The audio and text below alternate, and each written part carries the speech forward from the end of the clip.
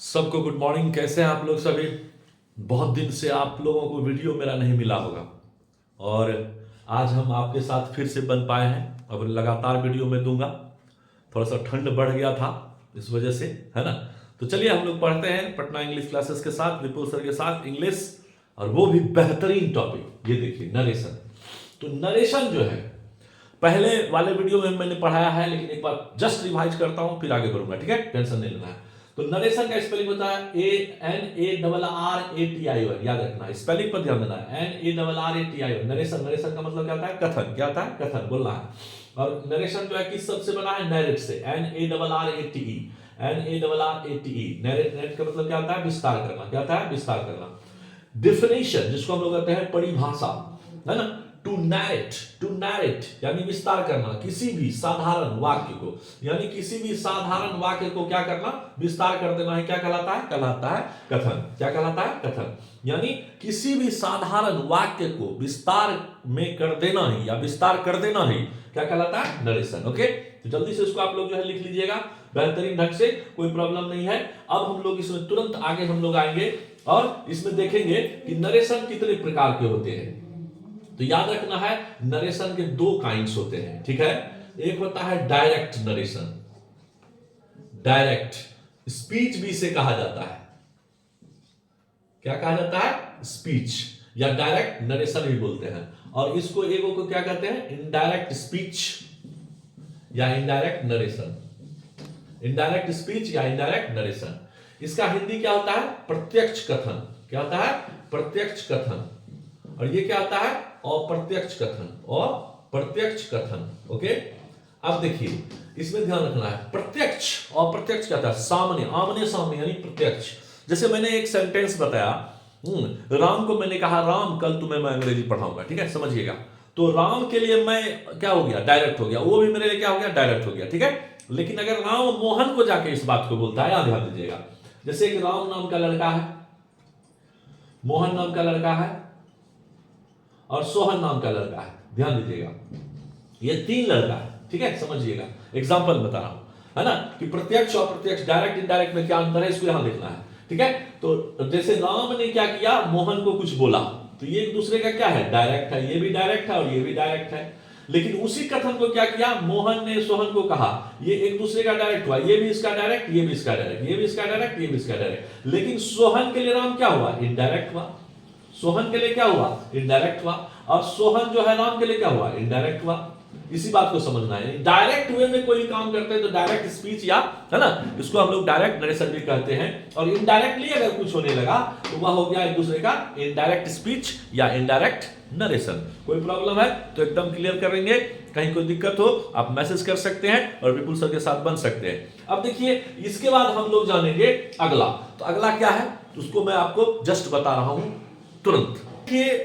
अब देखिए यहां पे क्या आता है कि नरेशन बनाने के लिए, ध्यान दीजिएगा, नरेशन बनाने के लिए मुख्यतः तीन बातों पर ध्यान देना होगा। नरेशन बनाने के लिए मुख्यतः तीन बातों पर ध्यान देना होगा। पहला, चेंज ऑफ पर्सन। ध्यान दीजिएगा, बेहतरीन ढंग से सिखाएंगे, एकदम एक A to Z बच्चा सीखेगा। जो रेगुलर क्लास करेगा, वीडियो देखेगा, उसको एकदम क्लियर करके समझा दूंगा मैं। जो रेगुलर नहीं करेंगे उसके लिए परेशानी होगी खुद को, इसलिए रेगुलर क्लास कीजिए। तो इसमें पहला क्या है? पहला इंपॉर्टेंट बात क्या है? तो पहला है चेंज ऑफ पर्सन। पहला क्या है? Change of person. दूसरा क्या है? Change of tense. ध्यान दीजिएगा, दूसरा क्या है? Change of tense. दूसरा क्या है? Change of tense. पहला क्या है? Change of person. दूसरा क्या है? Change of tense. और तीसरा नंबर क्या होता है? तीसरा क्या होता है? तो change of other parts of speech. Change of other parts of speech. ये देखिए तीन बातें हैं।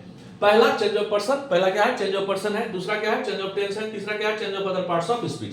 जो तीनों अगर आप नहीं जानेंगे, अगर ये तीनों जान लिए तो आधा नरेशन इसी पर दौड़ेगा।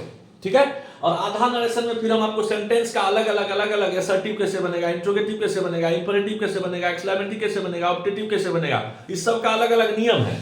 लेकिन ये तीनों हर वाक्य में जाकर काम करने लगता है, हर वाक्य में जाकर काम करता है according to rule. According to rule यानी नियम के अनुसार। तो पहला क्या है? चेंज ऑफ पर्सन है, यानी पर्सन कैसे बदला जाएगा। पर्सन कैसे बदला जाएगा? ऐसे पर्सन कितने होते हैं? तीन। First person, first person, first P यानी फर्स्ट पर्सन, उसके बाद क्या होता है सेकंड पर्सन, उसके बाद क्या होता है सेकंड पर्सन, और तीसरा क्या होता है थर्ड पर्सन, तीसरा क्या होता है थर्ड पर्सन।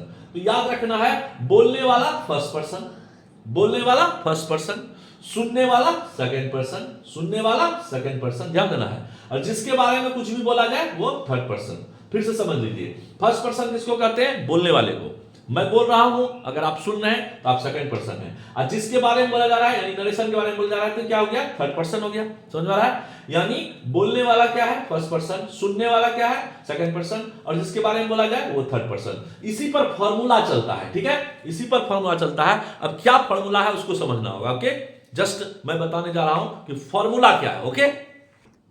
अब देखिए यहां पे एक चीज आपको दिख रहा होगा, हेडिंग क्या दिख रहा है चेंज ऑफ पर्सन, ठीक है, चेंज ऑफ पर्सन। पर्सन को कैसे बदलना है नरेशन में, इसको सीखना होगा, ठीक है। पहला पार्ट है पर्सन को कैसे बदलेंगे, उसके बाद बताएंगे change of tense. Change of tense hard है, ध्यान रखना है।